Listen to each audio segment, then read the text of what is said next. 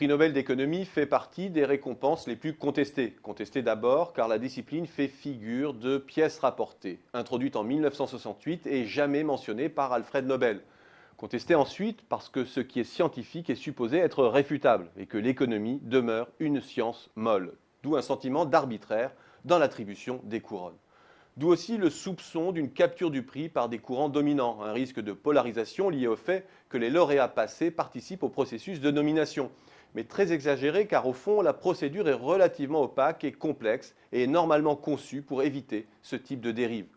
Il n'en reste pas moins que la domination américaine est massive, avec 43 couronnes sur 70, et celle de Chicago encore renforcée cette année, avec un total de 12 prix pour cette seule université bastion de l'ultralibéralisme américain. Les déclarations des deux lauréats de 1974 résumaient déjà bien la situation. Entre Friedrich Hayek, qui contesta la pertinence de ce prix, aucun homme ne devant être ainsi désigné comme une référence sur un sujet aussi complexe que l'économie, et Gunnar Myrdal, son colauréat, qui déclara de son côté que le prix devrait être aboli pour avoir été remis à un réactionnaire comme Hayek. Des soupçons d'autant plus prononcés chez nous que le Nobel n'a couronné pour l'heure qu'un Américain d'origine française, avec Debreu en 1983, puis Maurice Allais en 1988. Depuis, c'est un désert de 25 ans.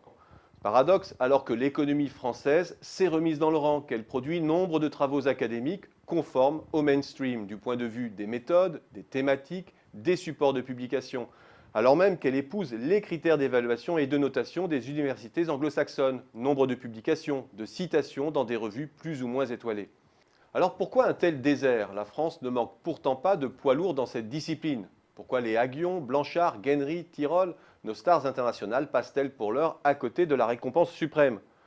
Pour de mauvaises raisons peut-être, mais peut-être faut-il aussi s'interroger sur le positionnement hexagonal, car au fond, on peut beaucoup critiquer le Nobel, il n'en reste pas moins que la principale clé d'explication des arbitrages obscurs de l'Académie de Stockholm est le caractère radicalement innovant d'une pensée. Le point commun de nombre de Nobel en économie, qu'on les aime ou qu'on ne les aime pas, c'est le fait qu'ils amènent une innovation de rupture dans leur domaine, qu'ils ouvrent une voie nouvelle.